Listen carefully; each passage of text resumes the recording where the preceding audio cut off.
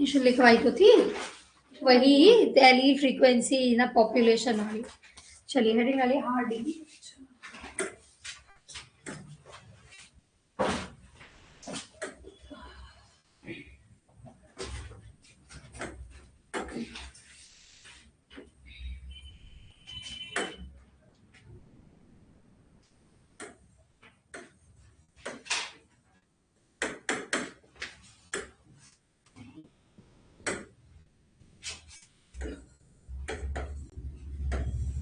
Hardy विंबर principal, इसमें लिखी सबसे पहले इसकी definition. Allele frequency in a population is constant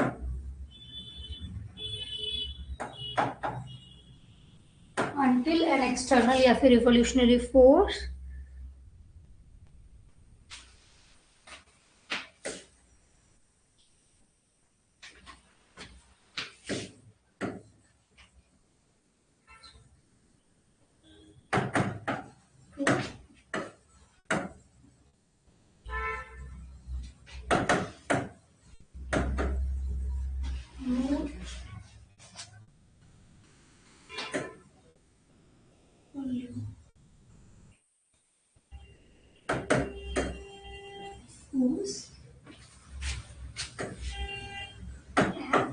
on population। अब क्या क्या इवोल्यूशनरी फोर्स हो सकती है, कल लिखवाया था, migration, genetic drift, natural selection. हाँ ये सारे हमने लिखवाए थे ना, ये सब। हाँ ये फिर से नहीं लिखवा रही हूँ मैं। इवोल्यूशनरी फोर्सेस क्या होती है कल हमने ये लिख चुका है, अब उसी में से देख लेना। अब जो हमारा हार्डी-विंबर प्रिंसिपल है ना, ये फाउंडेशन है किस चीज का, पॉपुलेशन में इवोल्यूशन पता लगाने का। क्योंकि अगर ये कांस्टेंट नहीं है तो इवोल्यूशन हुआ है, और ये कांस्टेंट है तो इवोल्यूशन नहीं हुआ है। मतलब अगर 1 आ रही है वैल्यू तो इवोल्यूशन, और अगर 1 वैल्यू नहीं आ रही है तो इवोल्यूशन हुआ है। तो लिखिए Hardy Weinberg principle is foundation of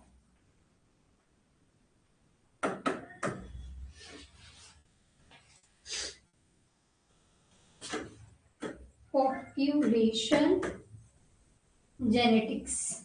population genetics का ये फाउंडेशन है, मतलब इसे देखकर हम पॉपुलेशन की जेनेटिक्स को क्या कर सकते हैं, एग्जामिन कर सकते हैं, पता लगा सकते हैं। और ये क्या बताती है, हार्डी-विंबर प्रिंसिपल बताता है कि how it tells how gene frequency stays stable in large population.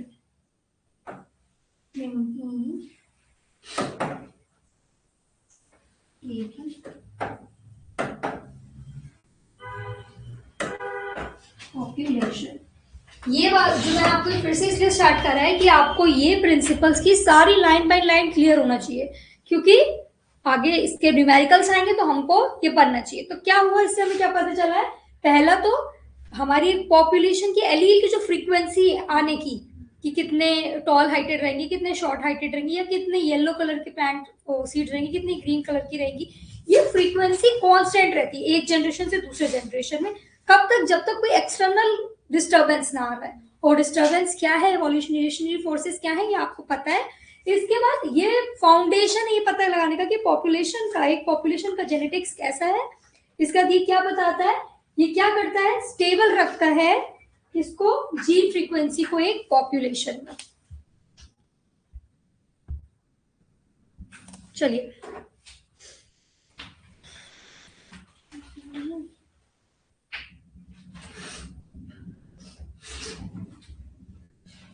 Gene pool क्या होता था, कल हमने पता किया था, पढ़ा था। जीन पूल क्या होता है, सारी जीन और उसके सारे एलील्स, है ना। तो लिखिए total genes plus all alleles, total genes plus all alleles किसकी, एक पॉपुलेशन में जो प्रेजेंट है उस टाइम पे।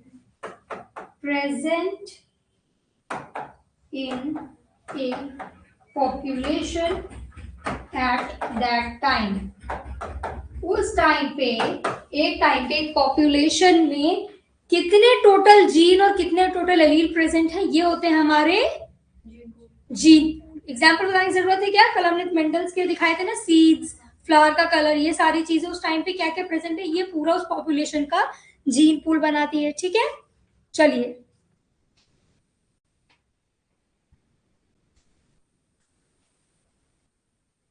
और कल हमने हो गया ये। अब हमने कल एक इक्वेशन पढ़ी थी, P plus Q is equal to 1 P plus Q का स्क्वायर, हाँ P प्लस क्यू का square is equal to Q square plus 2PQ plus P square, है ना। ये है, this is also equal to 1। ये किसके अकॉर्डिंग है? हार्डी विनबर्ग प्रिंसिपल के अकॉर्डिंग ये इक्वेशन है। ये क्या है? जेनेटिक फ्रीक्वेंसी,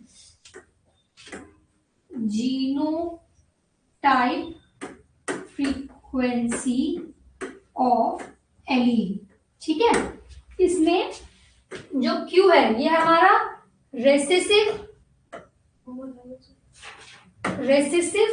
जो एलील है उसकी फ्रीक्वेंसी बताता है ना। एक मिनट रुको, जो Q स्क्वायर है वो बताता है हमारा allele frequency of homozygous recessive. देखो यहाँ मैं इसको चेंज ही कर देती हूँ ताकि आप लोगों को आगे दिक्कत नहीं हो, हमने जल्द में कर दिया इसलिए। इधर आगे मैं P ही स्क्वायर करती हूँ और यहाँ पर Q करती हूँ। तो यहाँ Q बता रहा है क्या, और इसके बाद P बता रहा है एलील, हाँ, फ्रीक्वेंसी ऑफ होमोजाइगस डोमिनेंट। और ये किसकी बताता है? फ्रीक्वेंसी ऑफ हेटेरोजाइगस कंडीशन, है ना। समझ में आया? मतलब ये हमारा एक तरीके से बताएगा, यहाँ पर हम लिख सकते हैं इसकी जगह पर, एक हमने जीन की बात करी टॉलनेस की, तो ये क्या बताएगा? TT के बारे में, ये बताएगा TN स्मॉल t के बारे में, और ये बताएगा स्मॉल t स्मॉल t के बारे में। समझ में आया? तो फ्रीक्वेंसी अगर हमको निकालनी रहेगी तो हम क्या करेंगे? ये फॉर्मूला लगाएंगे। अगर एक की फ्रीक्वेंसी दी है दूसरे की निकालनी है तो भी वो फॉर्मूला लगाएंगे। अभी से कुछ न्यूमेरिकल अभी कराऊंगी मैं, तो क्लियर हो जाएगा। चले आगे। अब यहां पर ये 1 क्या दिखा रहा है? 1, ये 1 is equal to total population, that is 100%। सुनना? चलो जल्दी से आगे बढ़ते हैं। अब हमारा आएगा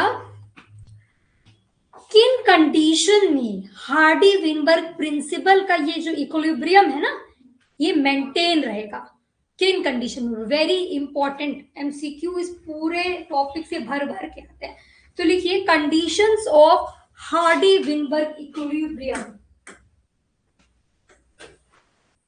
conditions of Hardy Weinberg equilibrium.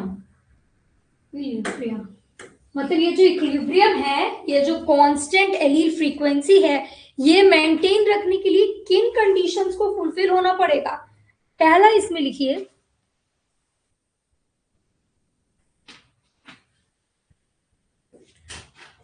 इसका मतलब समझ में आया कि इवोल्यूशन नहीं होगी।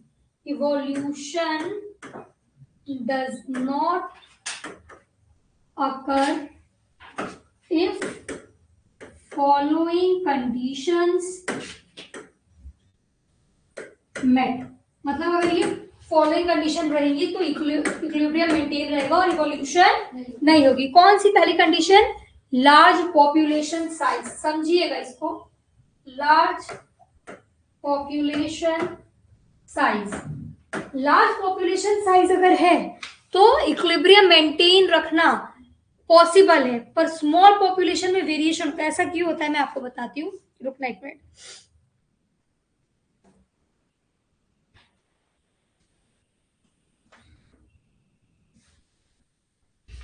एक पॉपुलेशन है, ये एग्जाम्पल के तौर पे लिखा रही, लिखना हो लिख लो, नहीं लिखना मत लिखना। एक पॉपुलेशन है 1000 लोगों की, ये हो गई लार्ज पॉपुलेशन, और एक पॉपुलेशन है 10 लोगों की, एक लार्ज पॉपुलेशन और एक स्मॉल पॉपुलेशन, ठीक है। अब ये 1000 लोगों की पॉपुलेशन में हम बात करते हैं एक जीन आई कलर के बारे में, ठीक है। आई कलर जो है, किसी का है ब्लैक, किसी का है ब्लैक, किसी का है ब्राउन, किसी का है ब्लू, किसी का है ग्रीन, फॉर एग्जाम्पल। अब यहाँ 10 लोगों की population is same, black, blue, brown and green, okay. अब ये 10 की पॉपुलेशन है, dominant colour is black and brown, और blue and green is rare recessive colour. अब इस 10 में से 4 लोग मर गए। अब ये पॉसिबिलिटी है कि ब्लू और ग्रीन आंख वाले खत्म ही हो गए हैं, है ही नहीं, तो यहाँ वेरिएशन आ जाएगी, एलील खत्म, अब बचे सिर्फ ये दो।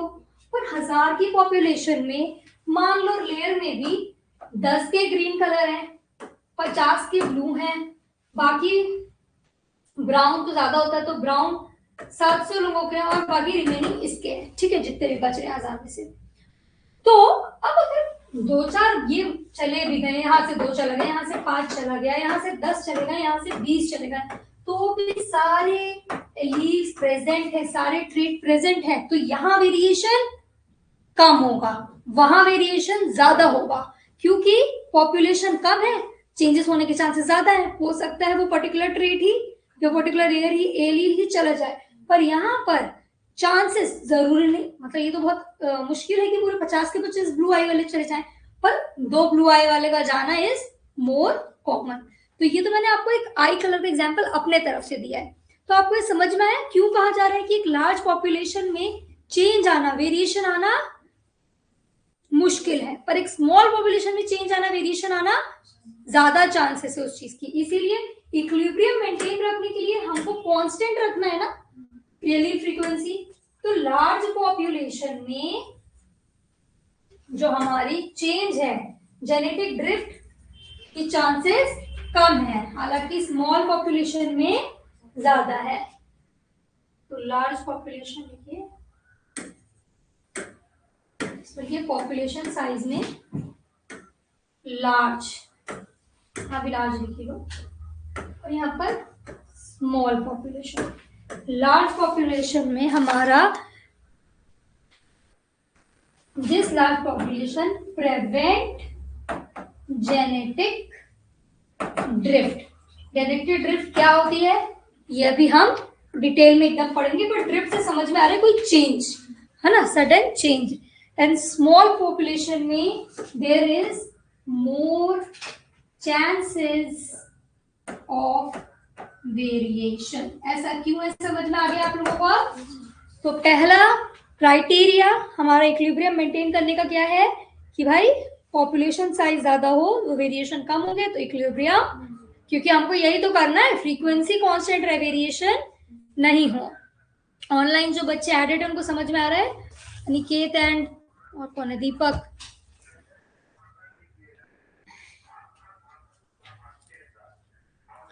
अब दूसरा हमारा इक्विलिब्रियम मेंटेन करने की कंडीशन है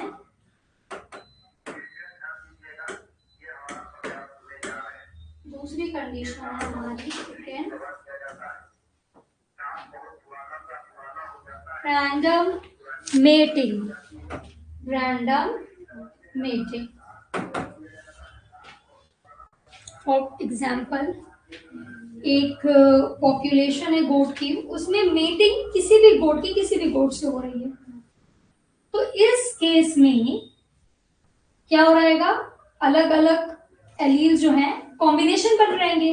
पर अगर इसे स्पेसिफिक रहेगा तो ये हो सकता है कि एक पर्टिकुलर पॉपुलेशन में एक पर्टिकुलर अगर ऐसा हो कि कोई 2 ही बार जन मेट कर रहे हैं तो उनका कैरेक्टर कैसा रहेगा, वहीं तक सीमित रहेगा। पर एक पॉपुलेशन में कांस्टेंट मेंटेन करने के लिए अगर रैंडम मेटिंग होगी तो इनके अंदर वेरिएशन के चांसेस कम हो जाएंगे।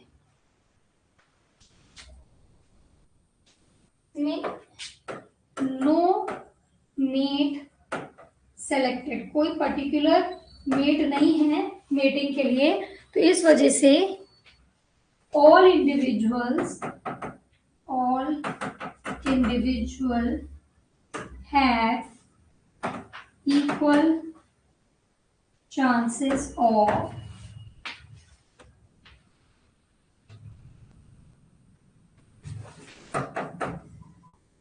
एक चीज की एग्जांपल से और इसको हम समझा सकते हैं कि एक पर्टिकुलर शिप है जिसके पास ब्लैक होल है एक पॉपुलेशन में, और दो चार शिप ऐसी हैं जिनके ब्लैक होल है और बाकी ऐसी हैं जिनके पास व्हाइट होल है। अगर रैंडम मीटिंग होगी तो कभी तो होगा कि ब्लैक एंड व्हाइट की मीटिंग हो, पर अगर ऐसा हो कि ब्लैक ब्लैक ही मीट कर रही है और व्हाइट व्हाइट ही मीट कर रही है, तो कोई ऐसी कंडीशन है जिसमें एक ही ब्लैक बची है और वो वेट नहीं कर सकती, तो उसका रेट तो गया क्योंकि वो अब फर्दर आगे प्रोड्यूस नहीं कर सकती। तो इसीलिए रैंडम मेटिंग जो है किस तरीके से फ्रीक्वेंसी को कांस्टेंट रखती है। समझ में आया? चलिए, ये जो मैं ये टॉपिक पढ़ा रही हूँ this is very important. Direct question आता है इक्विलिब्रियम मेंटेन करने के लिए, इतनी आपको डिटेलिंग नहीं आएगी, पर अगर कोई सिचुएशनल क्वेश्चन आ जाए इन अ पॉपुलेशन, जैसे मैंने अभी बताया there is a black and white wool sheep, तो ऐसे क्वेश्चन आए तो आपको डिटेल्स भी पता होने चाहिए। नहीं तो जो 5 पॉइंट है उसमें से हमने 2 तो पढ़ लिया। लार्ज पॉपुलेशन साइज होना चाहिए इक्विलिब्रियम मेंटेन करने के लिए। दूसरा, मेटिंग अगर रैंडमली होगी तो सारे कैरेक्टर सारे ट्रेड्स फॉरवर्ड कैरी होंगे, तो इस वजह से क्या होगा, chances of equilibrium is high. अब हम थर्ड आते हैं हमारे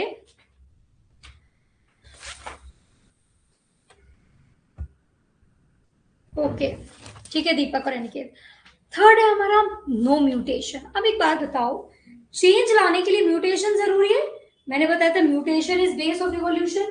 अगर चेंज ही नहीं आ रहा, जीन में म्यूटेशन ही नहीं हो रहा है, तो सेम टू सेम जीन बनेगी, सेम टू सेम जीन बनेगी। तो म्यूटेशन नहीं होगा तो इक्विलिब्रियम रहना ज्यादा पॉसिबल है कि म्यूटेशन होगा तो इक्विलिब्रियम मेंटेन करना ज्यादा पॉसिबल है?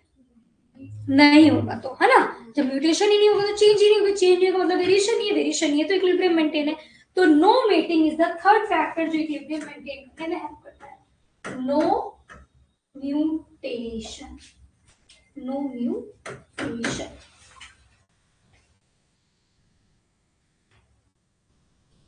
अब जब म्यूटेशन ही नहीं होगा तो नो न्यू एलील फॉर्म, और जब कोई नो न्यू एलील फॉर्म ही नहीं होगा तो फिर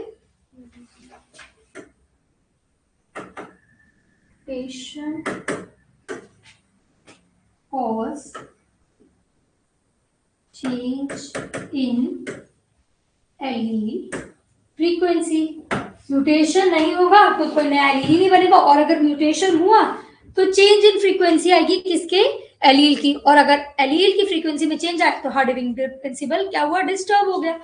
थर्ड इज आर म्यूटेशन। अब फोर्थ लिखिए, नो माइग्रेशन, नो माइग्रेशन। अब एक जगह है जहां पर कोई एक पर्टिकुलर एनिमल है जिनकी एक टाइप की बीक है, बीक छोड़ो ह्यूमन की बात करते हैं। कोई एक कैरेक्टर है कि हमारे किसी एरिया में सारे ज्यादातर इंडिविजुअल हैं जिनकी हेयर टाइप एकदम कर्ली हेयर है। हाँ, अब वो वहां की पर्टिकुलरनेस है, अगर इनका माइग्रेशन होगा, वो किसी और जगह जाएंगे तो वो अपना एलील लेके जा रहे हैं, अपना ट्रेट लेके जा रहे हैं, और वहां जाकर वो मेटिंग करेंगे तो उस पर्टिकुलर पॉपुलेशन का जो जीन पूल है वो चेंज ला रहे हैं उसमें, क्योंकि एक नया एलील ऐड हो रहा है। तो माइग्रेशन की वजह से क्या होता है, चेंज आता है। चेंज आया तो इक्विलिब्रियम मेंटेन नहीं होगा, तो इसीलिए नो माइग्रेशन। माइग्रेशन जब नहीं होगा, एक जगह से दूसरी जगह कोई ऑर्गेनिज्म कोई इंडिविजुअल नहीं जा रहा है, तो इक्विलिब्रियम मेंटेन रहेगा। ठीक है, अब लिखिए माइग्रेशन का मतलब क्या होता है। हाँ, तो इसमें जीन फ्लो होती है, तो माइग्रेशन है जीन फ्लो होगी, तो नो माइग्रेशन तो नो जीन फ्लो। इसे आप लिख सकते हैं no entry and exit of individual, no entry and exit of individual. और माइग्रेशन क्या करता है, माइग्रेशन और रिमूव एलील। माइग्रेशन से एक चीज और भी तो हो सकती है, अगर कोई एक पर्टिकुलर पॉपुलेशन की बात हो रही है जिसमें हम जेनेटिक इक्विलिब्रियम, ये हार्डी-वेनबर्ग प्रिंसिपल की बात कर रहे हैं, तो उस पॉपुलेशन का जो जीन पूल है अगर उसमें माइग्रेशन होता है तो उसका भी तो ट्रेड बाहर गया तो भी नुकसान है, और अगर कोई नया ट्रेड ऐड हुआ तो भी चेंज है, तो हार्डी-वेनबर्ग प्रिंसिपल हमारा मेंटेन नहीं होगा। समझ में आ रहा है? चलिए लास्ट लिखिए, fifth is or no natural selection. अब जब नेचुरल सिलेक्शन होता है तो क्या होता है, इन्वायरमेंट किसी एक को सेलेक्ट कर लेता है। अब किसी एक को सेलेक्ट किया तो एलील की फ्रीक्वेंसी गई, एक तो चला जाएगा। जैसे हमने short neck and long neck giraffe की बात करी थी, उसमें नेचुरल सिलेक्शन हुआ तो शॉर्ट नेक वाले चले गए, फ्रीक्वेंसी चेंज हो गई। तो जब नेचुरल सिलेक्शन नहीं हो रहा है तब भी हमारा हार्डी-वेनबर्ग प्रिंसिपल का इक्विलिब्रियम मेंटेन है। तो लिखिए इसमें क्या होगा, all genotype have equal chances of survival, chances of survival. All genotype have equal chances of survival and reproduction.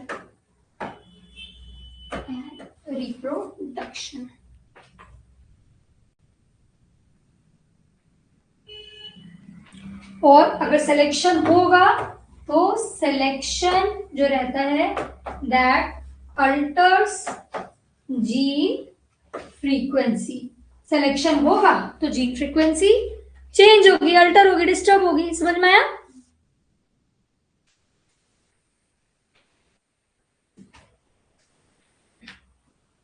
अब इसमें हमको एट द एंड लिखना है ऐसे करके,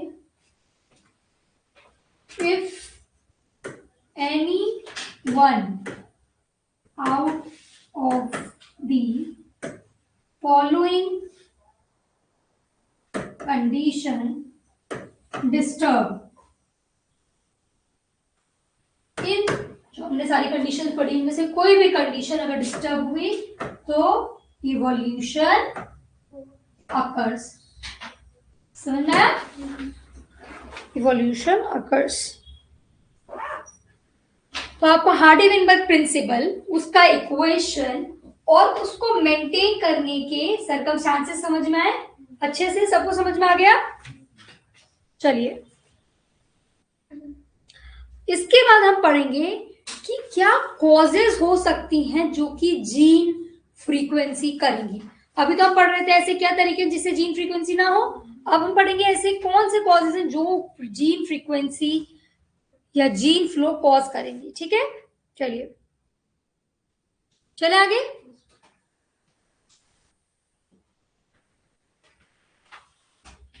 डालिए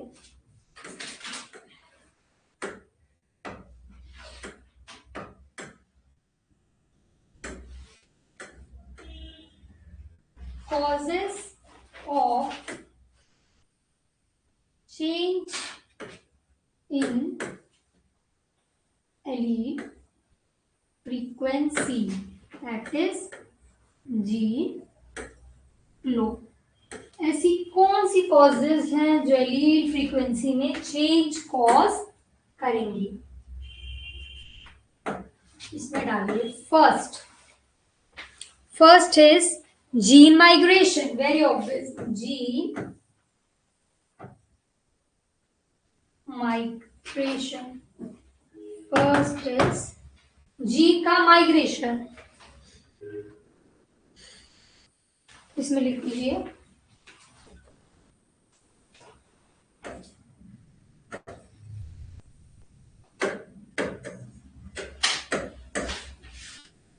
movement of individual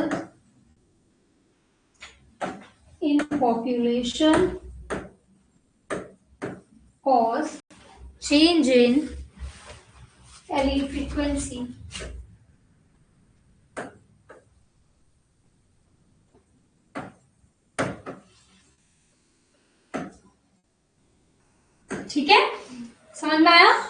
जब भाई इंडिविजुअल एक पॉपुलेशन का एक जगह से दूसरी जगह जाएगा तो जीन की फ्रीक्वेंसी होगी। पहला रीजन तो यही हो गया। एग्जाम्पल आप लिख सकते हैं इसमें, human migration in different countries, है ना। हम अपनी कंट्री छोड़ के काम से या सेटलमेंट के लिए किसी भी वजह से दूसरी जगह दूसरी कंट्रीज में जाते ही हैं, हम देखते हैं ये चीज। तो ये कॉज करेगा allele frequency, gene flow change, है ना। सेकेंड लिखिए genetic drift, genetic drift, genetic drift. Genetic drift का एक प्रॉपर जो टॉपिक एक्सप्लेनेशन है, ये हार्डी-वेनबर्ग प्रिंसिपल जब हम एक्सप्लेन कर लेंगे इसके बाद बताएंगे, पर एक शॉर्ट में मैं बता दे सकती हूँ। अचानक से कोई नेचुरल सिलेक्शन से नहीं, किसी वजह से नहीं, अचानक से किसी वजह से जीन फ्रीक्वेंसी के हो जाना, चेंज आना, इसको हम कहते हैं जेनेटिक ड्रिफ्ट। एकदम से ड्रिफ्ट क्या होता है, जब गाड़ी चलाते हैं तो ऐसे मोड़ते हैं तो उसको कहते हैं ना ड्रिफ्ट मार दिया। तो अचानक से करते हैं ना, वो एकदम से चेंज आ जाना किसी वजह से, कोई नेचुरल कॉज नहीं हो रही है कि भाई किसी ने नेचुरल सिलेक्शन किया या म्यूटेशन में, नहीं, एकदम से किसी पॉपुलेशन में जीन फ्रीक्वेंसी चेंज हो गई। उसे क्या कॉजेस हो सकते हैं, क्या सर्कमस्टेंसेस हो सकते हैं, अभी हम पढ़ेंगे, इसके बीच में वो स्टार्ट नहीं करेंगे। तो लिखिए genetic drift is random change in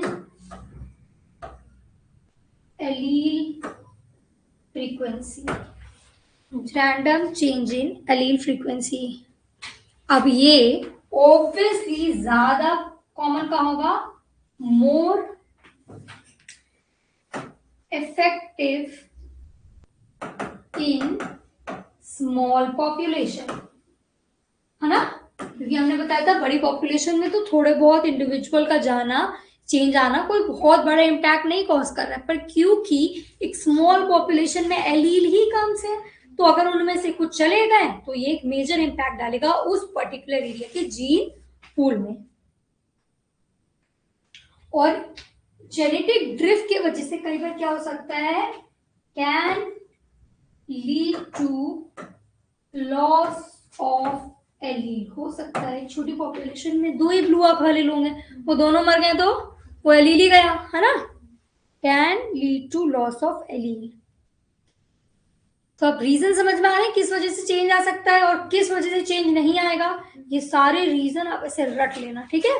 पांचों रीजन अगर आपको पता होंगे उसके बारे में आप लिख लोगे। चलो थर्ड लिखिए, ऑब्वियसली वहां था नो म्यूटेशन, तो यहाँ होगा mutation. Third one is mutation. Mutation जो ये यूनिट है हमारी, इसमें एक इवोल्यूशन चैप्टर है, एक वो इनहेरिटेंस वाला है और एक हमारा मॉलिक्यूलर बेसिस है। तो मॉलिक्यूलर बेसिस और ये हो चुका है तो हम इसका तो इनहेरिटेंस ही कर लेंगे, दो it is a very boring topic, पर क्योंकि हम एलील और डीएनए इन सब की बात कर रहे हैं तो वो कंप्लीट करके ये यूनिट ही कंप्लीट करेंगे, ठीक है। और जो भी टेस्ट होने वाला है उसके लिए सब लोग अच्छे से पढ़े, है ना। जो चैप्टर्स हो गए उसी में अच्छे से मेहनत करा जाए। कि उसने फोन नहीं उठाया शिवांश ने, वो भी नहीं है, क्या कहते हैं, चलो रिकॉर्डेड रहता है ना, क्योंकि आप खुद समझ रहे हो कि आज की क्लास में मैंने बहुत ही वैसे नोट्स प्रिपेयर करे कि आप लोगों को समझ में आए। हार्डी-वेनबर्ग प्रिंसिपल इसके पहले पढ़ा है, पढ़ा ही नहीं, तो तब भी आधे बच्चों को समझ ही नहीं आता है कि क्या था ये, क्यों, और बस रट लेते हैं 12th में, है ना। तो अभी रीजन समझ में आ रहा है क्या कहा है। हार्डी-वेनबर्ग प्रिंसिपल क्या है, इक्विलिब्रियम है, जीन पूल में इक्विलिब्रियम, एलील की फ्रीक्वेंसी में इक्विलिब्रियम, किन फैक्टर से रह रहा है किन फैक्टर से नहीं रह रहा है। चलिए थर्ड कॉज लिखिए mutation. What is mutation, sudden change in DNA, sudden change in DNA. Mutation is sudden change in DNA, DNA के किसी सेगमेंट में भी हो सकता है, लार्ज स्मॉल दोनों सेगमेंट में हो सकता है। अब जब डीएनए के सेगमेंट ही चेंज होगा तो म्यूटेशन हो जाएगा। इसके वजह से क्या होता है, क्रिएट न्यू एलील। इसके बाद हम एग्जांपल्स पढ़ेंगे तो आपको समझ में आएगा। म्यूटेशन की वजह से आपने देखा था ना, कुछ ऐसी स्पीशीज ही बन जाती है, कुछ ऐसा ऑर्गेनिज्म बन जाता है जो एग्जिस्ट ही नहीं करता, है ना।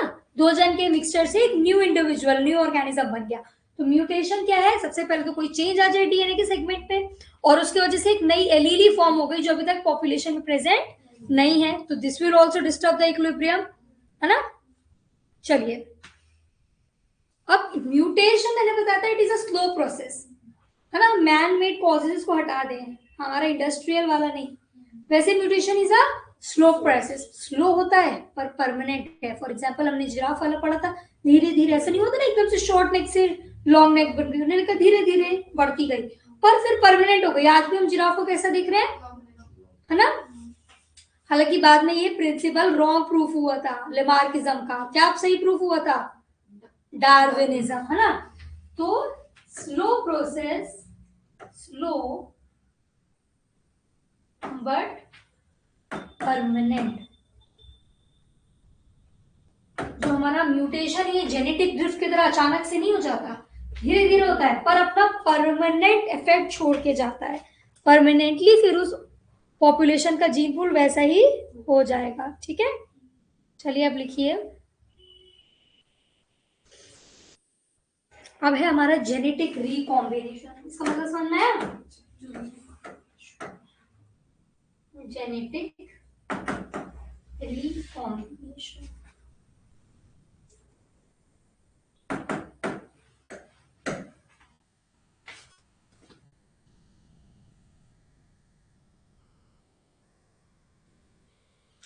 अब क्या होता है, आपने सुना होगा सेक्सुअल रिप्रोडक्शन में दो इंडिविजुअल जब आपस में मेट करते हैं, स्पेशली ये कहा कि ये हमारी सेक्सुअल रिप्रोडक्शन नहीं होगी, रिकॉम्बिनेशन। एक के पास दूसरा टाइप का एलील्स है, दूसरे ट्रेट है, और फिर एक इंडिविजुअल के दूसरा है, जो वो दोनों मिले तो उन्होंने एक न्यू सेट को प्रोड्यूस किया। इसको क्या कह रहे हैं? Genetic recombination. मतलब जेनेटिकल लेवल पे डीएनए का इन सबका रिकॉम्बिनेशन मिलना, है ना। तो लिखिए, ये किस वजह से होती है? occur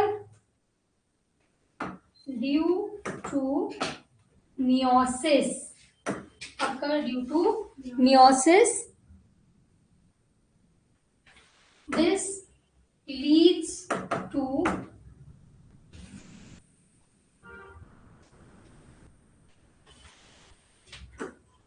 new gene combination,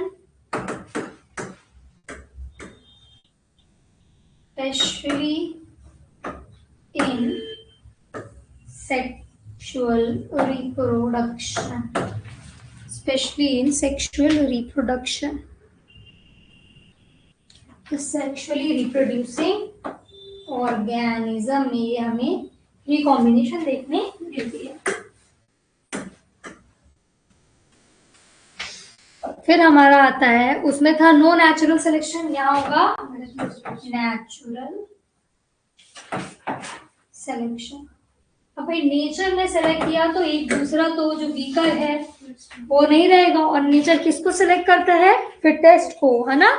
तो this natural selection is based on fitness. जो फिट रहेगा इसके सराउंडिंग के हिसाब से वो आगे जाएगा, और जो फिट नहीं होगा वो वहीं एक्सटिंक्ट हो जाएगा। समझ में आया? तो ये था हमारा बेसिक थ्योरी ऑफ, क्या कहते हैं, हार्डी-विनबर्ग प्रिंसिपल, है ना।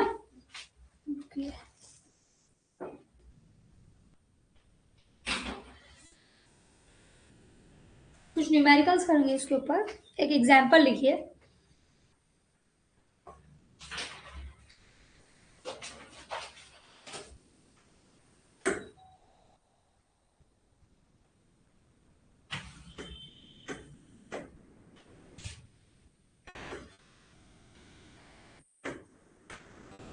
frequency of recessive allele।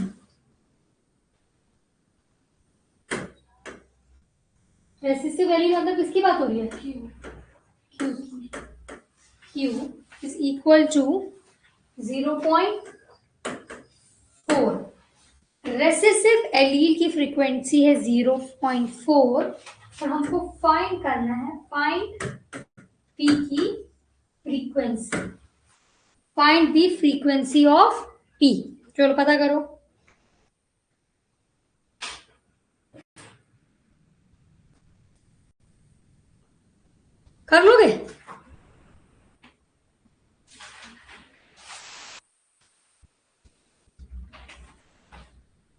क्या क्या पता करना है मैं बता रही हूँ।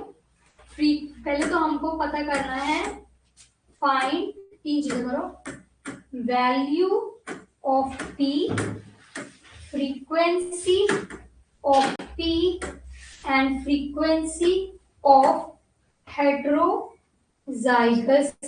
एलील जो हमारी है, ठीक है। तीन चीजें हमें पता करनी है।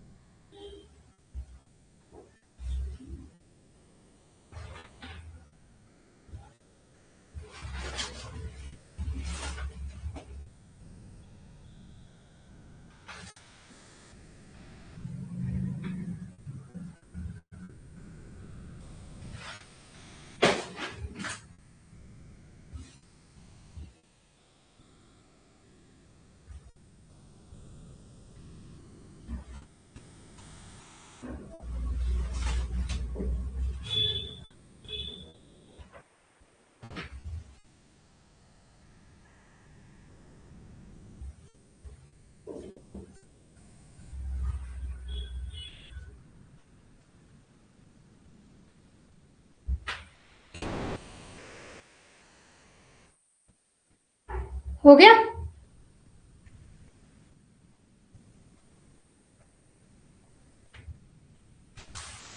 दीपक और अनिकेत आप लोग भी करो, और जो आंसर आएगा उसको ग्रुप पे डालिए। पी की क्या वैल्यू होगी, क्यू की क्या वैल्यू होगी, और हेट्रोजाइगस कंडीशन की क्या वैल्यू होगी।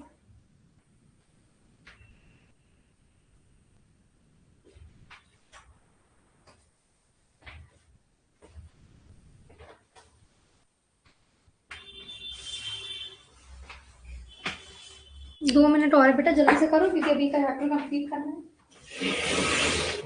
बताओ क्या है।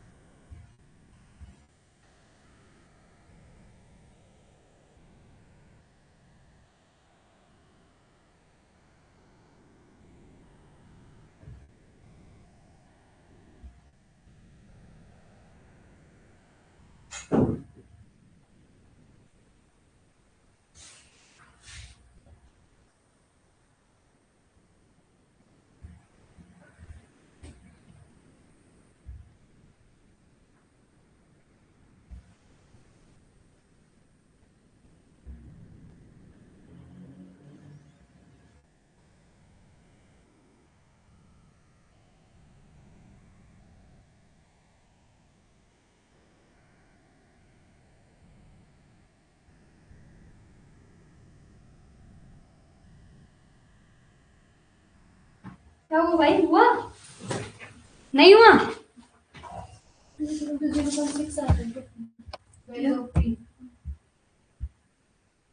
क्या वैल्यू ऑफ P 0.6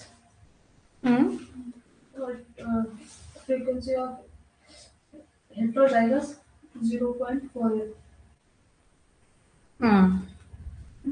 और पी स्क्वायर 0.36 तो देखिए हमने ये कैसे किया।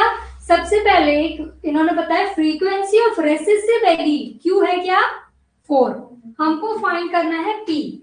पी इज इक्वल टू क्या होगा, हमने देखा था P is equal to dash, और हमको पता करना है पी स्क्वायर क्या है, और हमें पता करना है कि 2p क्यू क्या है। ये तीन चीज पता करनी है।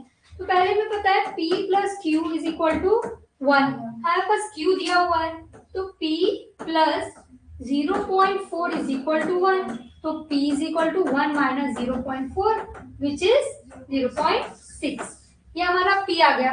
अब फ्रीक्वेंसी ऑफ p क्या होगी, p square which is equal to 0.6 का होल स्क्वायर, जो कि हमारा 0.36। थर्ड हमारा 2pq is equal to 2 into p क्या है 0.4 इंटू 0.6, इसका आंसर आएगा 0.48। 2pq हमारा आ गया 0.48। समझ में आया कैसे निकालेंगे इसके क्वेश्चन, इस तरीके से आएंगे, आप लोग कर लीजिएगा। अब इसमें एक क्वेश्चन और है, मैं आपको बताती हूँ, आपके एनसीईआरटी में दिया है पीटीसी के बारे में। एनसीईआरटी में, चलो इसको भी बाद में करेंगे। ये क्वेश्चन समझना है कैसे करेंगे, इसे आप पी क्यू फ्रीक्वेंसी वगैरह सब निकाल लोगे। तो जब भी फ्रीक्वेंसी आएगी तब आप स्क्वायर वाला फॉर्मूला यूज करोगे, है ना। और अगर जीनोटाइप की बात आएगी तो आप कौन सा यूज करोगे, P square plus 2pq plus Q square, है ना। दैट इज आवर जीनोटाइप वाला फॉर्मूला। आगे चलते हैं, हमारा हार्डी वेनबर्ग प्रिंसिपल में इतना पढ़ना काफी था। अब इससे रिलेटेड टर्म्स, नेचुरल सिलेक्शन के टाइप्स, जेनेटिक ड्रिफ्ट में भी हमको अलग अलग चीजें पढ़नी है, फाउंडर इफेक्ट, बॉटलनेक इफेक्ट, तो अब हम वो स्टार्ट करेंगे। ये समझ में आया, इस टॉपिक में कोई डाउट है? बस आपको इसका रिवीजन करना है अच्छे से, ठीक है।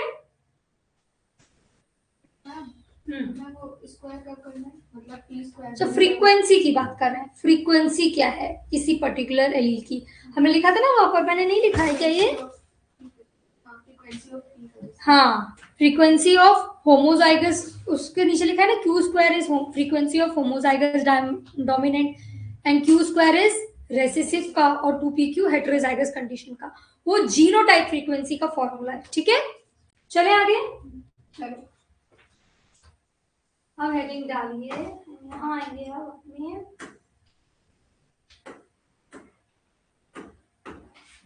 देखिए यहाँ पर ये ना यही करेंगे, ये हमने कल कर लिया था ना, ये वैल्यूज निकालना हमने कल कर ली थी, आज हमको यहाँ से पढ़ना है। भी कर लिया था, ये भी कर लिया था, कि इन्होंने यही वैल्यू निकाला सिखाया जो हमने अभी ये कर लिया ना। पी स्क्वायर की वैल्यू कैसे निकली, फिर उसके बाद पी क्यू की, ये सारे इनके फॉर्मूले एक बार आप देखिएगा। हम हेडिंग डाल लो जीन पूल, जीन पूल भी हमने लगभग लिख ही चुका है। पी स्क्वायर देखो ये फॉर्मूला हमने लिखा ना, चलो मुझे देखने तो क्या है इसके बाद।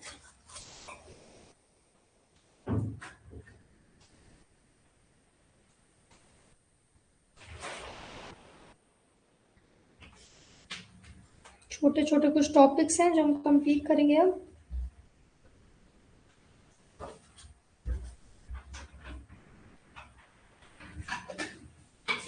एक पॉइंट छोटा सा लिख लो, significance of Hardy Weinberg principle. ये हार्डी विनबर्ग प्रिंसिपल की इंपॉर्टेंस क्या है, क्यों जरूरी है, लिखिए significance of Hardy Weinberg principle. लिखिए फर्स्ट है base line to study evolution, ये हमको बेस देता है किस तरीके से इवोल्यूशन हो रहा है ना। हार्डी विनबर्ग प्रिंसिपल क्या बता रहा है, base line to study evolution. Second लिखिए help to detect evolutionary changes, second लिखिए helps to detect evolutionary changes. Third लिखिए use in population genetics and breeding, use in population genetics and breeding.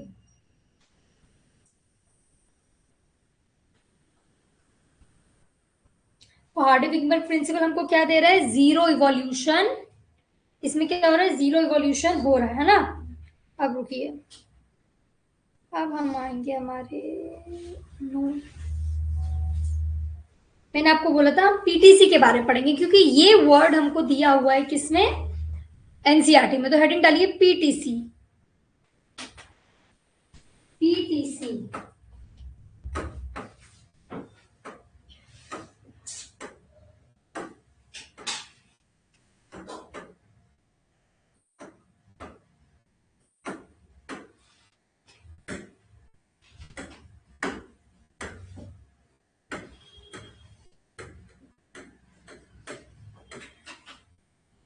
Phenyl trio carbamide.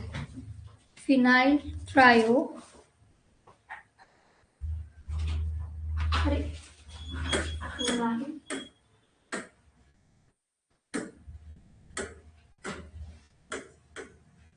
थायो carbamide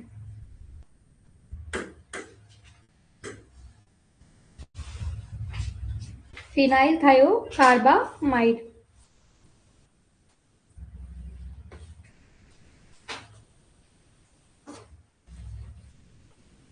अब देखो इसका मतलब क्या है? ये एक ऑर्गेनिक कंपाउंड है जो कि ना कड़वा होता है।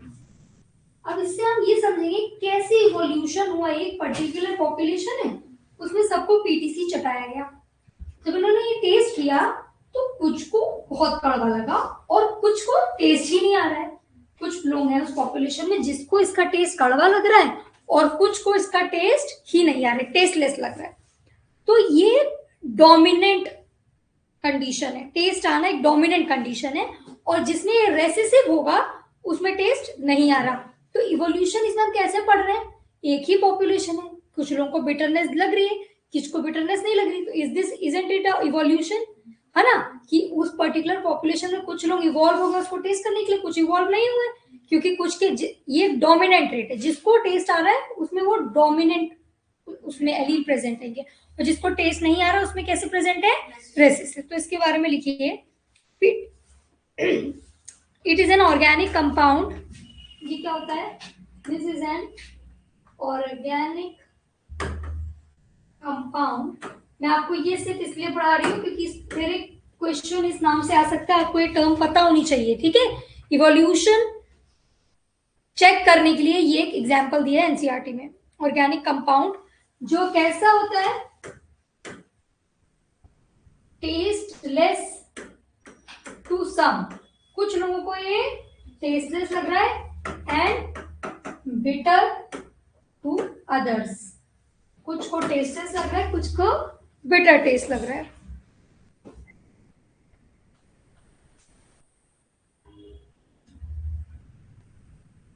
तो टेस्ट रिसेप्टर जो है, जिसका टेस्ट प्रेसिपिटेशन होता है, टेस्ट जो है ये किसी हैबिटेट या इन्वायरमेंट फैक्टर से नहीं आ रहा है, ये जीन के वजह से आ रहा है। जैसे कि एक सॉकेट है और हमारे पास एक उसमें हमें प्लग इन करना है एक चार्जर। तो आपने देखा होगा एक पतले पिन वाले सॉकेट आते हैं जो यूजुअली बाहर कंट्रीज में रहते हैं, और एक हमारे यहाँ जैसे ये नॉर्मल है। तो अगर मुझे चार्जर उसमें इंसर्ट करना है, मतलब इस तरीके का गोल नहीं है वो, तो ये मेरे चार्जर के साथ दिक्कत नहीं है, रिसीवर ही एंड पे इशू है। मतलब कि एक्सीडेंटल या किसी और वजह से उसको टेस्ट नहीं आ रहा है, एनवायरनमेंट की वजह से टेस्ट नहीं आ रहा है, उसके अंदर वो रिसेप्टर ही नहीं है ना? उसके अंदर वो जीन ही नहीं है कि उसको वो टेस्ट आए। तो लिखिए इसमें taste precipitation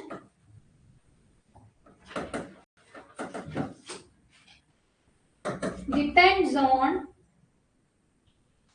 trait precipitation depends on gene। किसको टेस्ट आएगा किसको नहीं आएगा, ये किस पे डिपेंड कर रहा है? ना कि नॉट ऑन हैबिट और एनवायरमेंट।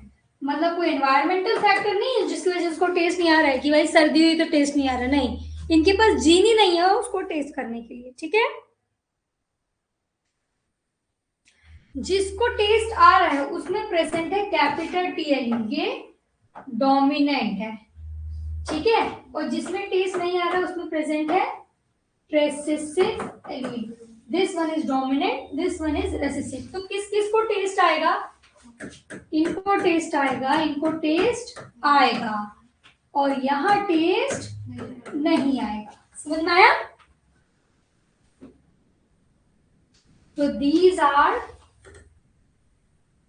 टेस्टर्स, इनको टेस्ट आएगा, and these are not tasters. समझ में आया पीटीसी का एग्जाम्पल? ये मुझे सिर्फ इसलिए ऐड करना पड़ा कि इसके ऊपर कई बार क्वेश्चंस भी आए और आपके एनसीईआरटी में ये मेंशन्ड है। अब वैसे तो ये रेयर है पर आ भी सकता है, जीन इन्वॉल्व।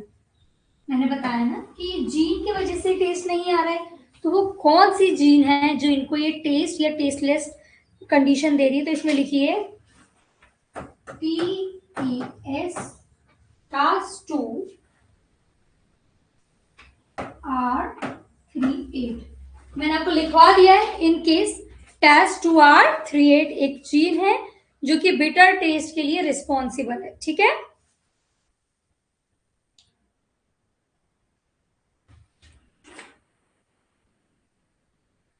अब एक क्वेश्चन, इसका आंसर बताइए। PTC testing is an example of which inheritance?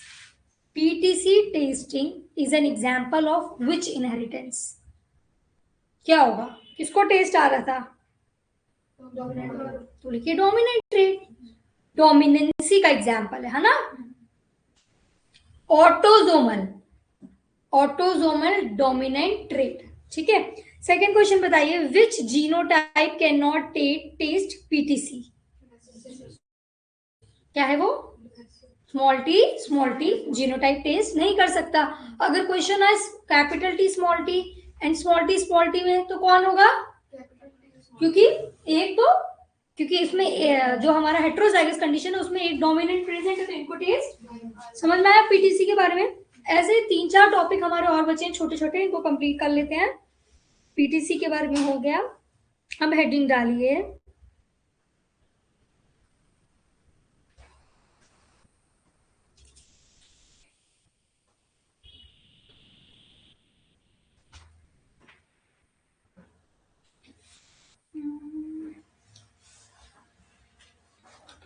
चलो शॉर्ट में हम जल्दी जल्दी पढ़ेंगे। हेडिंग डालिए म्यूटेशन। म्यूटेशन क्या है, कब होता है, इनके बारे में थोड़ा सा detailing.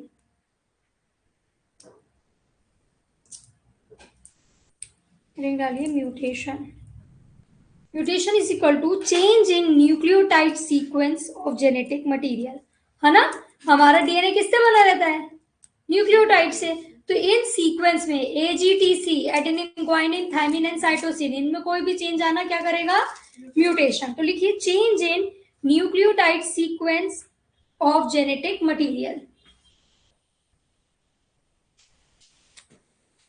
Change in nucleotide sequence of genetic material.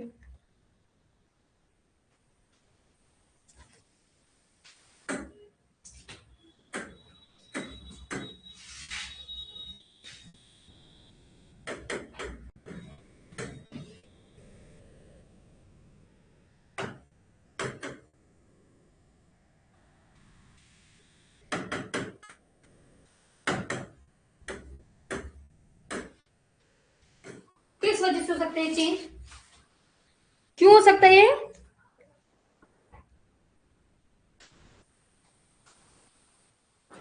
देखो आपने पढ़ा होगा कि कॉपिंग होता है ना, कॉपी होता है एक जनरेशन से दूसरे जनरेशन में। तो कॉपिंग अगर प्रॉपर नहीं है तो म्यूटेशन हो सकता है ना। और कोई म्यूटेशन प्रेजेंट है, जैसे म्यूटेशन कॉज करने वाले फैक्टर प्रेजेंट है, तो भी म्यूटेशन हो सकता है। तो 2 रीजन है। पहला लिखिए एरर इन कॉपिंग, जीन की कॉपिंग में ही दिक्कत आ रही हो, या फिर एक्सपोजर टू म्यूटेजन, एक्सपोजर टू म्यूटेजन,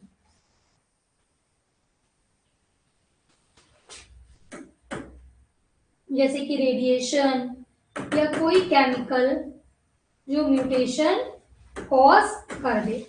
यहां तक समझ में आया? एक बहुत इंपॉर्टेंट म्यूटेशन के बारे में, mutation is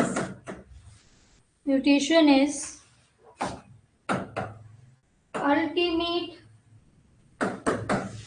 source of variation. मतलब म्यूटेशन होगा तो वेरिएशन होगा, तो इट इज वेरी इंपॉर्टेंट। हमने पढ़ा था ना इवोल्यूशन का बेस क्या है? म्यूटेशन।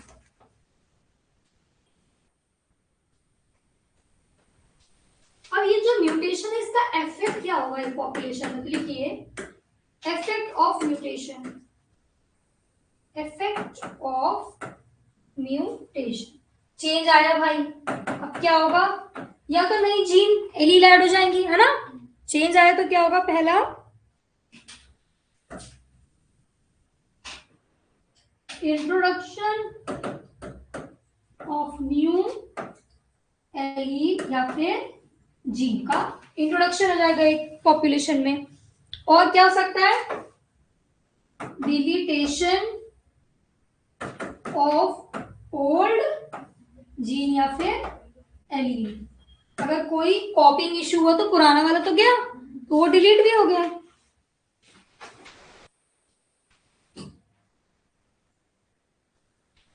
अब ये म्यूटेशन क्या करता है? This cause change in gene frequency, और फिर gene frequency का change cause change in allele frequency। समझ में आया?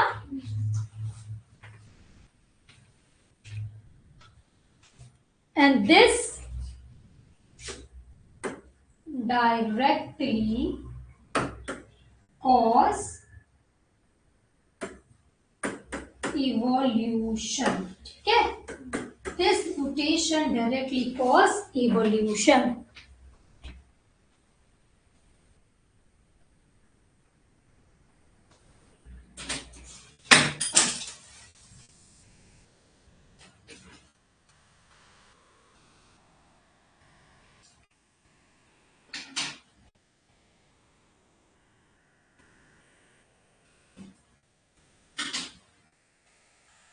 अब एक म्यूटेशन का एग्जांपल बताऊंगी मैं।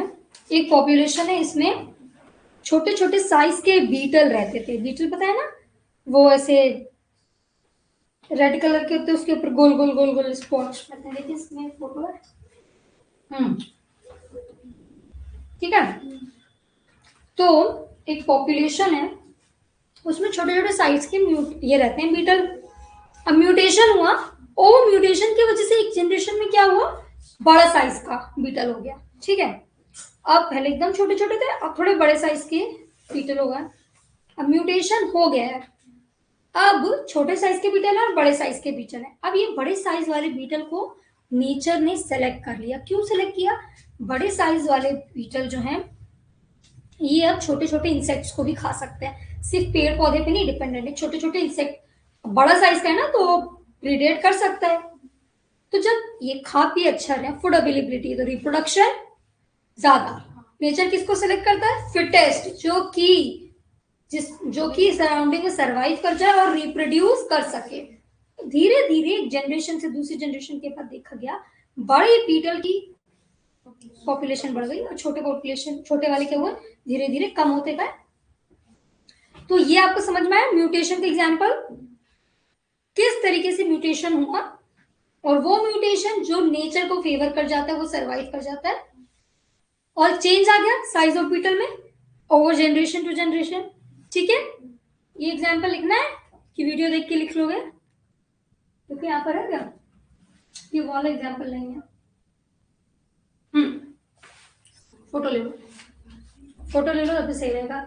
इन्होंने बताया कि एक रेड बीटल की colony green bushes, green green पत्तियों में रहती थी, है ना।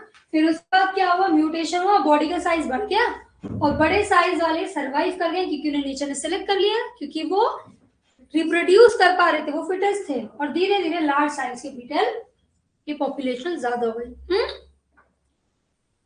ये हमारा म्यूटेशन का एग्जांपल हो गया, समझ में आया?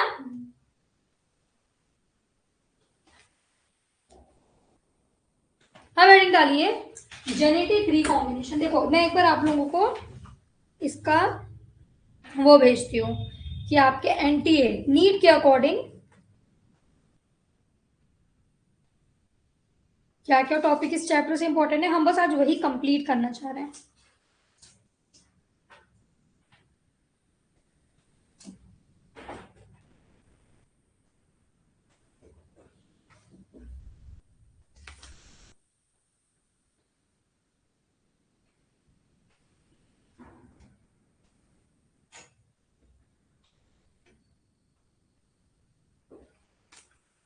किसी को है इसका सिलेबस?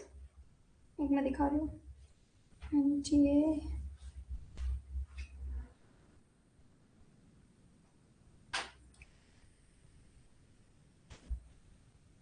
ये रहा इवोल्यूशन।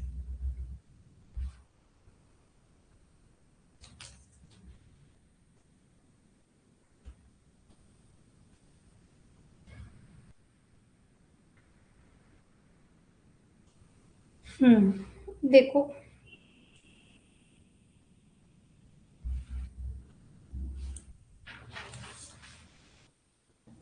आया?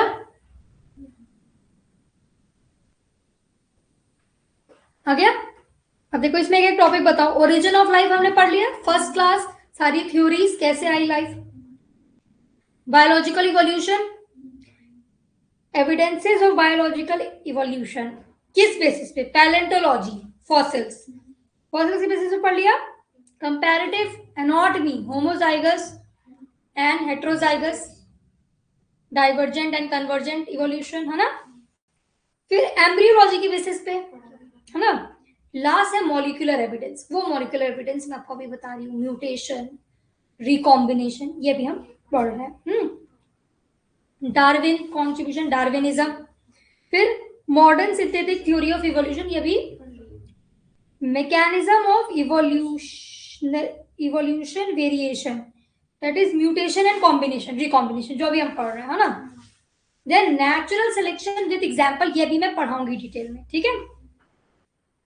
शॉर्ट में पढ़ा ना, एग्जाम्पल्स नहीं बताए ना इसके, और टाइप भी नहीं बताए, टाइप ऑफ नेचुरल सिलेक्शन ये भी मैं आपको अभी पूरा बताऊंगी, जीन फ्लो, जेनेटिक ड्रिफ्ट, ये दो डिटेल में अभी मैं फिर से अभी पढ़ाऊंगी। और हार्डी-विनबर्ग प्रिंसिपल हो गया, एडेप्टिव रेडिएशन हो गया, एग्जाम्पल में तो एडेप्टिव रेडिएशन की जल्दी से बताओ।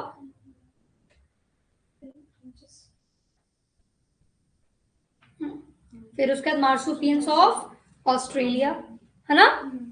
चलो एग्जाम्पल याद रखो, ह्यूमन इवोल्यूशन कल हमने पढ़ लिया था, ह्यूमन इवोल्यूशन, तो हमारा सिर्फ क्या बचा है, ये मॉलिक्यूलर एविडेंस, ये नेचुरल सिलेक्शन, उसके एग्जाम्पल, ड्रिफ्ट एंड ये जीन फ्लो। तो आज की क्लास में मुझे सब कराना है आपका, थोड़ा थोड़ा करके, तो आज हिम्मत रखें, ठीक है? तो म्यूटेशन हो गया, एग्जाम्पल पता चल गए। अब हम आगे चलेंगे ऑन जेनेटिक रिकॉम्बिनेशन, हेडिंग डालिए genetic recombination.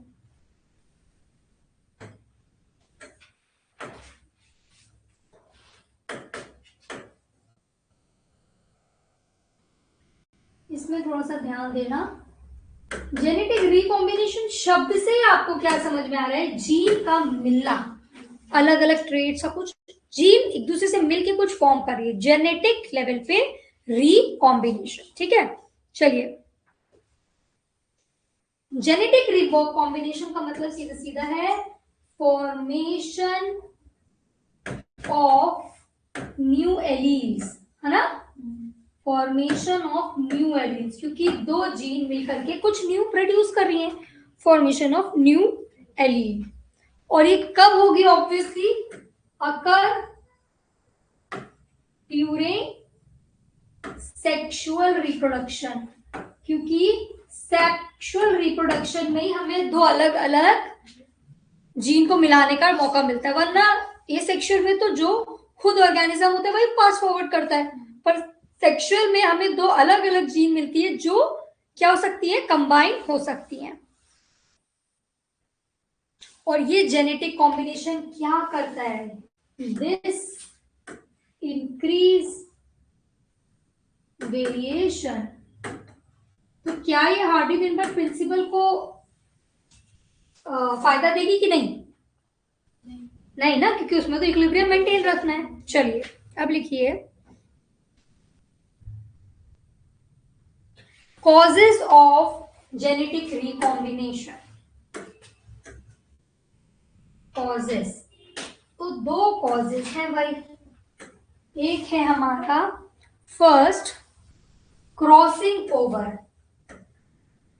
Crossing over, and दूसरा है हमारा इंडिपेंडेंट असॉर्टमेंट, इंडिपेंडेंट। ये ना हम अभी इनहेरिटेंस वाला चैप्टर यूजली लोग क्या करते हैं, इनहेरिटेंस पहले पढ़ते हैं फिर ये पढ़ते हैं, पर अभी इकरा के उससे मैंने ये पहले पढ़ा दिया, तो थोड़ा सा ये सारी चीजें वहां हमें बहुत डिटेल में मिलेंगी, फिर भी थोड़ा थोड़ा मैं यहाँ पढ़ा दूंगी आपको।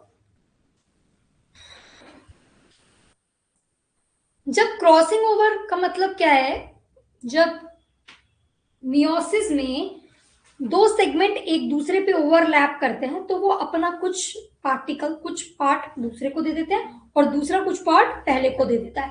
आपने वो चैप्टर पढ़ा था मेरे साथ सेल डिवीजन, उसके वीडियोस देखे, उसमें मैंने पूरे स्टेप सब कुछ बताया, आप लोग ने देखा वो चैप्टर कंप्लीट किया, उसमें मैंने पूरे स्टेप्स भी बताए थे, तो वहां आपने पढ़ा होगा मियोसिस 1 में हमें क्रॉसिंग ओवर देखने मिलती है ना। तो ये कहां पर हो रहा है हमारा क्रॉसिंग ओवर, लिखिए दिस occur in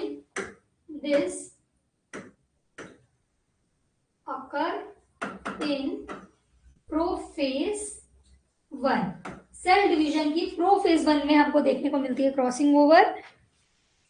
और इसमें क्या होता है, इसमें होता है exchange of DNA segment, exchange of DNA segment between homozygous, between homozygous chromosomes। तो अब जब क्रॉसिंग ओवर होगी तो न्यू एलील मिलेंगे, है ना, रिकॉम्बिनेशन मिलेगा, एक मेरे पास रेड कलर है एक मेरे पास व्हाइट कलर है, दोनों की क्रॉसिंग ओवर कराई तो पिंक कलर बन गया, है ना। तो वैसे ही जब होमोजाइगस क्रोमोसोम में क्रॉसिंग ओवर होती है मियोसिस 1 स्टेज में, तब हमको क्या मिलता है, जेनेटिक रिकॉम्बिनेशन। समझ में आया?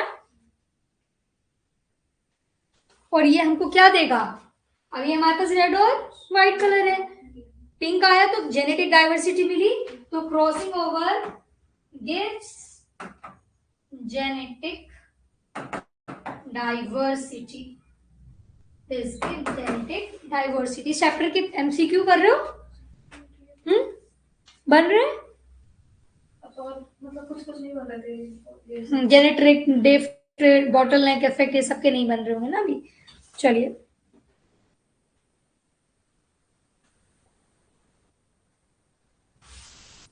अब लिखिए इंडिपेंडेंट असॉर्टमेंट।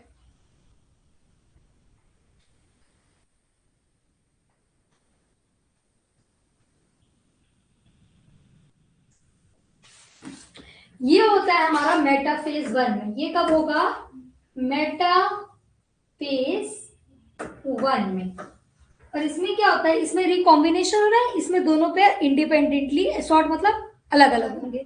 तो लिखिए each chromosome pair, each chromosome pair assort independently, assorts independently। उसके बाद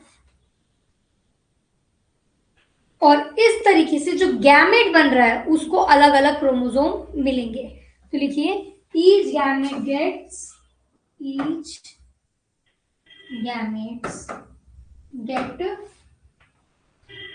different combination of chromosome, different combination of दोनों ही कंडीशन में हमको एक रिकॉम्बिनेंट स्टेट मिल रही है, न्यू एलील मिल रहा है, ठीक है। चलिए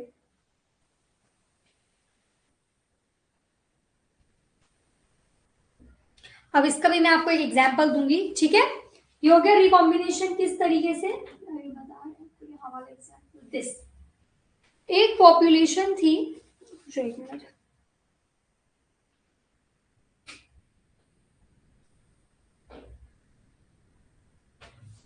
एक पॉपुलेशन है उसमें लार्ज साइज के स्पॉट वाले बीटल है, ठीक है।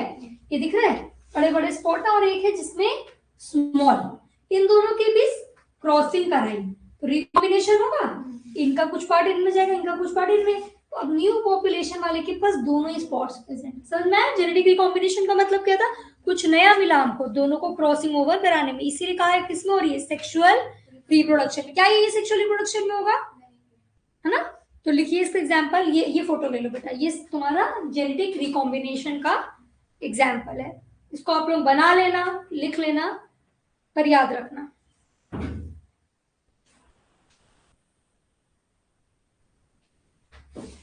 ओके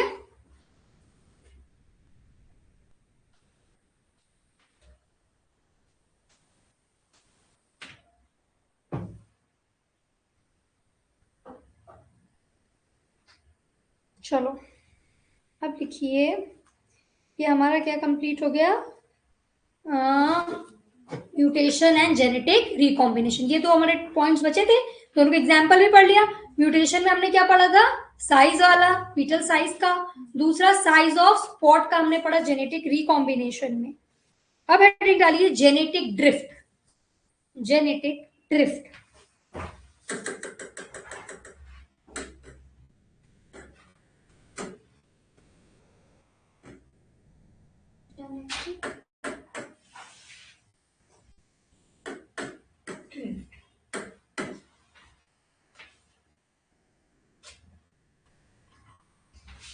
This is random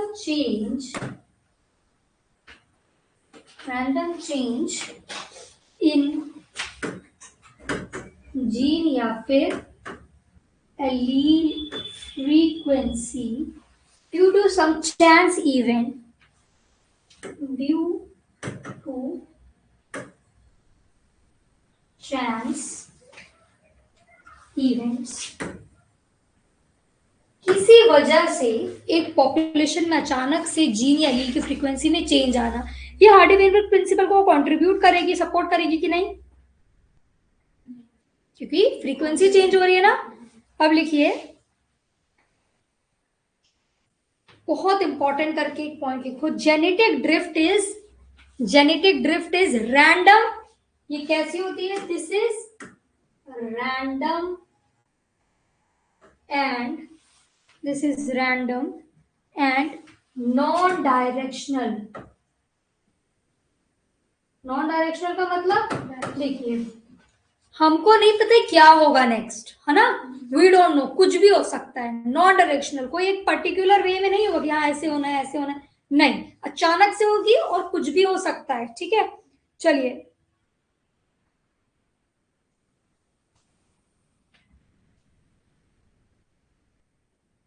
अब इसका एक एग्जाम्पल देखिएगा, यहाँ पर एक पॉपुलेशन है, उसमें रेड और ब्लू बीटल रहते थे, है ना। Suppose along with red beetle few, easily बताती हूँ खुद से, एक पॉपुलेशन है जहां पर रेड और ब्लू बीटल रहते थे।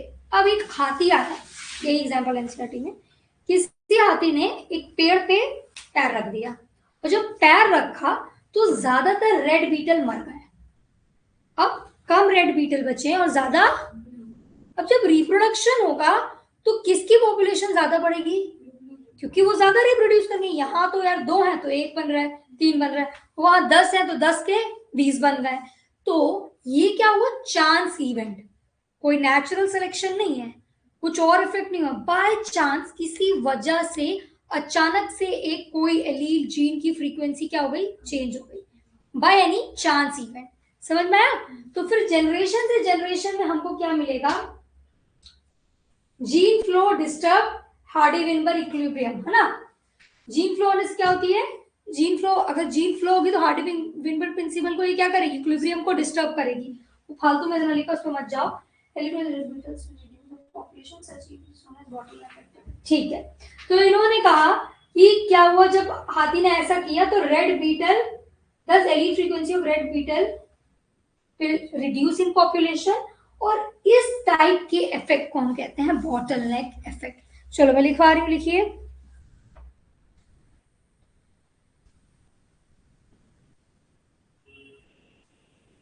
ये एग्जाम्पल लिखवाऊं मैं आप लोगों को, हाँ चलो अच्छा मैं लिखवा दूँ, शॉर्ट में लिखवाती हूँ, ऐसे डायग्राम टाइप में करते हैं ना। एक पॉपुलेशन है, हाँ पॉपुलेशन, इसमें हमारे प्रेजेंट है रेड बीटल एंड प्रेजेंट है ब्लू बीटल।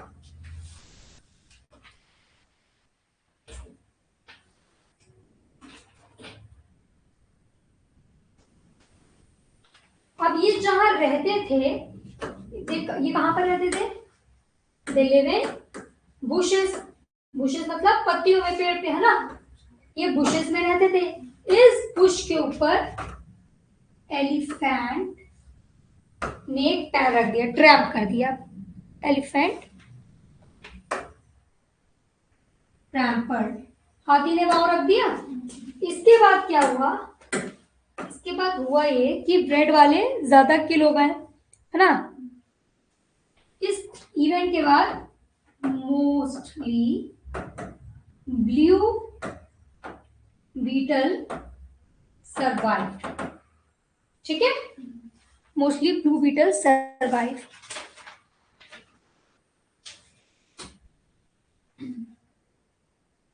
अब इसके बाद जब वापस पॉपुलेशन इंक्रीज हुई तो उसमें देखा गया रेड बीटल कैसे हो गए कम, एंड ब्लू बीटल कैसे हो गए ज्यादा। समझ में आया, बस इतना ऐसे बना लो।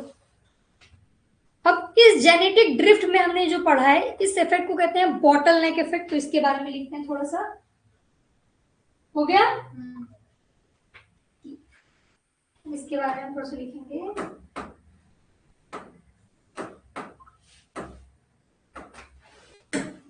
क्या टाइम हो रहा है, 50, चलो जल्दी जल्दी। बॉटल नेक इफेक्ट तो हमको किस में देखने मिलता है, जेनेटिक ड्रिफ्ट में देखने मिलता है, जेनेटिक ड्रिफ्ट में देखने मिलता है। क्या होता है भाई बॉटल नेक इफेक्ट, मैं बोरीली बोलूंगी ताकि टाइम कम लगे। लिखिए, drastic reduction in population size, drastic reduction in population size due to natural disasters। ये एक नेचुरल डिजास्टर ही था ना, है ना।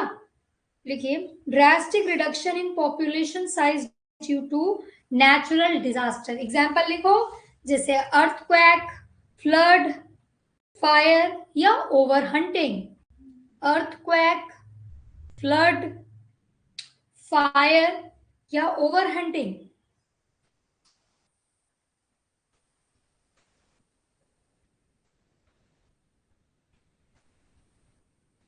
अब इसको बॉटल नेक क्यों कह रहे हैं, समझ लो। एक बॉटल है जिसका नेक पतला है, ये तो बड़ा इसका है, पर एक बॉटल है जिसका नेक कैसा है, इस तरीके का, इस तरीके की, अरे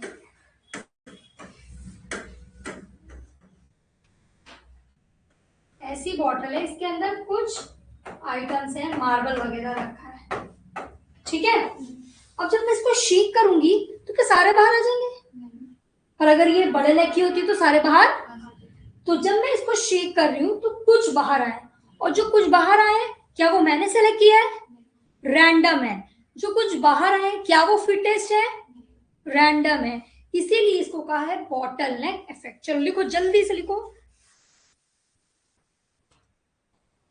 सर्वाइवर्स आर, जो बॉटल नेक इफेक्ट में सर्वाइव कर ले रहे हैं, डेफिनेशन लिख ली ना, सर्वाइवर्स आर रैंडम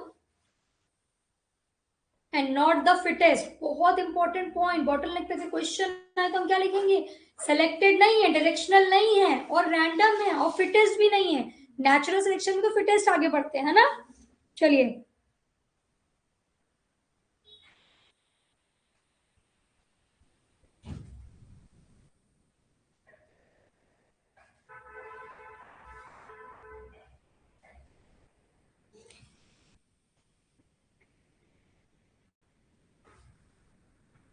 बॉटलनेक के ऊपर जो पूरा थ्योरी पार्ट है, इसकी मैं आप लोगों को फोटो भेज दूंगी, क्योंकि सब एकदम इजी यही लिखा है, और अभी लिखाने बैठेंगे तो हमारा नेचुरल सिलेक्शन छूट जाएगा। तो अभी मैं घर जाकर आपको इसकी पिक सेंड कर दूंगी, आप उसको बस लिख लेना, ठीक है। चलो आगे लिखिए। बॉटलनेक का एक इफेक्ट बस सुन लो मेरे से, क्या होता है जब बॉटलनेक इफेक्ट से क्या होता है, जेनेटिक डाइवर्सिटी कम हो जाएगी। कुछ भी लोग कुछ भी रैंडम सेलेक्ट हुए, बाकी सब डिस्ट्रक्ट हो गए, तो जीन पूल कम हो जाएगा ना। Gene pool is all the alleles and gene in that, variation come, gene pool come, genetically poor population हो जाएगी। अब चलिए हम चलेंगे जेनेटिक ड्रिफ्ट। मैंने जेनेटिक ड्रिफ्ट पढ़ा दी क्या, उसके बगल में लिखो फाउंडर्स इफेक्ट, उसको कहते हैं FOUNDER, founder effect. Genetic drift के ब्रैकेट में लिखिए founder effect.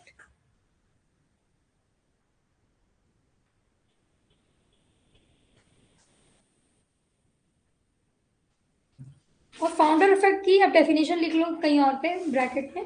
Founder effect is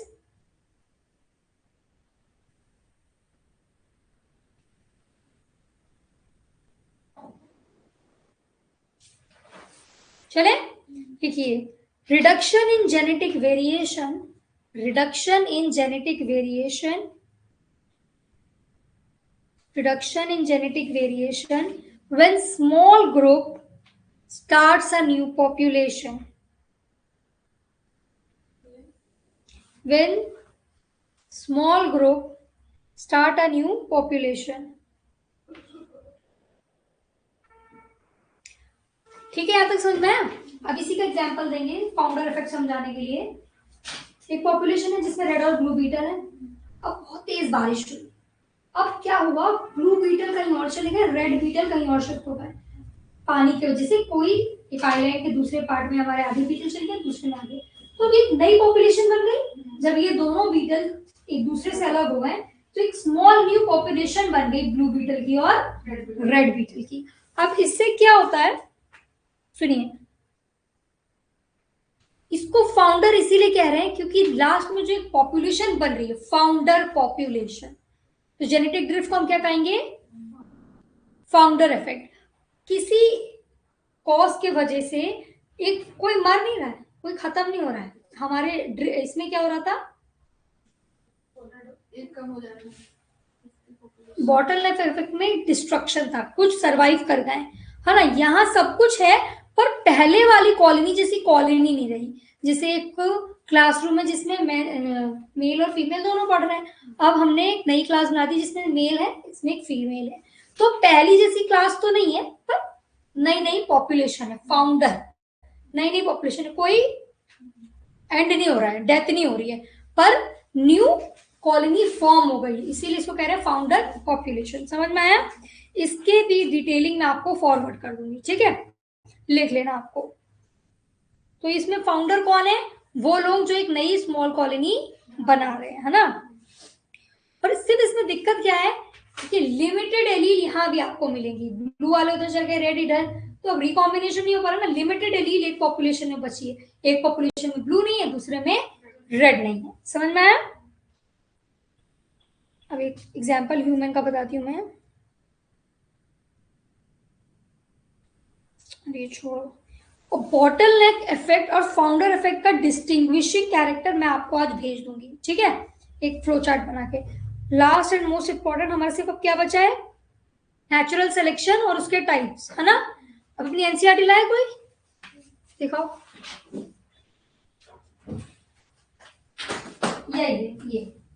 ये पेज खोलिए, यहाँ पर मैं आपको दिखाऊंगी प्रेजेंटिंग का natural selection on different traits, stabilising, directional and डिस डिस्ट्रक्टिव समझा दे रही हूँ और इसके भी नोट्स आपको मैं सेंड कर दूंगी। चलिए हेडिंग डालिए।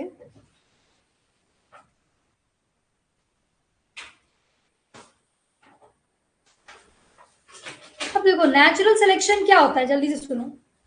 फिटेस्ट सरवाइव करेगा। ये कैसा है, क्या रैंडम है, डायरेक्शनल है ना, पता है कौन जो फिटेस्ट है वो सरवाइव करता है नेचुरल सिलेक्शन में। तो लिखिए, सुनिएगा ओरली। तो यहां पर चेंज किसके बेस पे आ रहा है, फिटनेस के बेसिस पे। ये 3 टाइप के हैं। सबसे पहला स्टेबलाइजिंग सिलेक्शन, ठीक है। इसमें क्या हो रहा है, ऐसे ट्रेट, स्टेबलाइजिंग मतलब क्या होता है, स्टेबल। एक आपने सुना होगा 3 kg 3 to 3.54 kg तक का अगर न्यूबॉर्न बेबी हो तो वो हेल्दी है। इससे कम का भी होगा तो उसके लिए डेंजरस है, और इससे ज्यादा का भी होगा तो डिलीवरी के टाइम इश्यू आएंगे। तो एक मिडिल वाले वेट के जो बच्चे हैं वो ज्यादा होते हैं, है ना, वो ज्यादा होते हैं। आपने देखा होगा 3 से 4 किलो के बीच में ही बच्चे ज्यादा होते हैं। कुछ रहते हैं जो कम वेट के हैं और कुछ होते हैं जो ज्यादा वेट के हैं। तो एक कॉमन स्टेबल सेंटर वाला एवरेज वाला सिलेक्शन हो गया नेचर का कि यार ये वाले जो है सबसे परफेक्ट है, इनसे छोटे वाले को भी खतरा है, इनसे ज्यादा वाले को भी खतरा है। तो इसका पहला ग्राफ देखो कैसा बना है, सेंटर में इस तरीके से उठा होगा, ऐसे उठा है ना। एनसीईआरटी दिखाओ बाकी लोगों को, किसके पास है। अभी देखो देखो उसमें देखो, ताकि ग्राफ कैसा बनेगा इसका, यहां होगा, ये देखिए,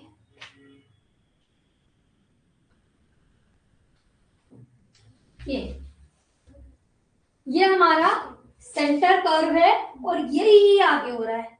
तो मतलब जो हमारे एवरेज वेट के बच्चे हैं वो ज्यादा हो रहे हैं, नेचर ने उन्हें सेलेक्ट कर लिया क्योंकि उनके सर्वाइवल के चांस ज्यादा है।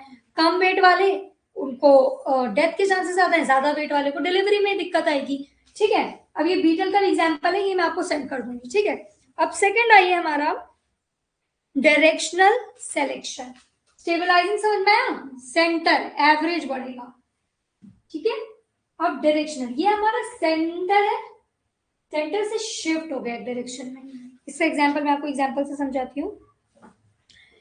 एंटीबायोटिक्स, बैक्टीरिया जो है जो अपने एंटीबायोटिक खाई, वीक वाले मर गए, एवरेज वाले भी, और जो रेजिस्ट कर गए, जो बच गए हायर वाले, वो सरवाइव कर गए। तो हायर एंड पर हमारी पीक शिफ्ट हो गई आगे की तरफ, ज्यादा वाले में।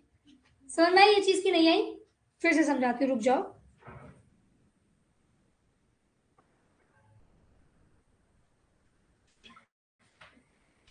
यहाँ पर क्या हो रहा है, जैसे बैक्टीरिया जो रहता है, अगर जो बैक्टीरिया को एंटीबायोटिक इफेक्ट हुआ वो मर गए, और जो बैक्टीरिया रेजिस्ट कर गए वो बच गए।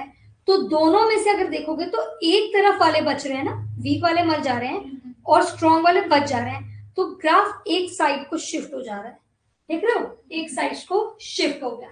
इसको कहते हैं डायरेक्शनल चेंज। जो सरवाइव कर गया, जो रह गया, वहां पर ग्राफ हमारा शिफ्ट हो जा रहा है। अब लास्ट देखिए हमारा है डिसरप्टिव सिलेक्शन। अब सुनिएगा, डिसरप्टिव सिलेक्शन में क्या हो रहा है, हमने एक फिंचेस का एग्जांपल पढ़ा था, फिंचेस छोड़ो, बर्ड्स हैं, वो बर्ड्स जिनकी बीक स्मॉल है और एक बर्ड्स हैं जिनकी बीक लार्ज है।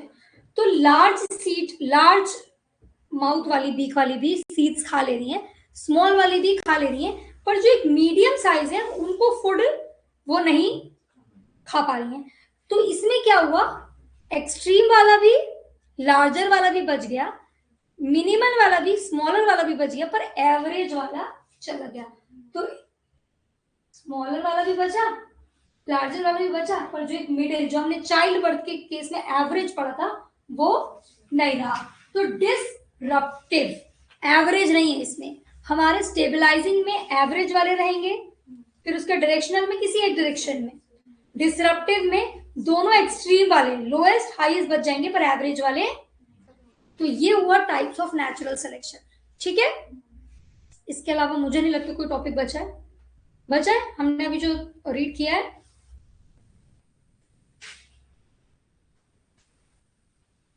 Origin of life, biological evolution, evidences of biological evidences, paleontology, comparative anatomy, embryology, molecular evidences, Darwinism, modern synthetic theory, mechanism of evolution, variation, जिसमें है हमारा म्यूटेशन एंड रिकॉम्बिनेशन, ये हो गया। Natural selection with example and their types, gene flow and genetic drift, है ना, Hardy Weinberg principle, adaptive radiation and human evolution, ये सारे टॉपिक्स एनटीए के नीट के सिलेबस के हिसाब से हमने कर लिया है। कल हम अपना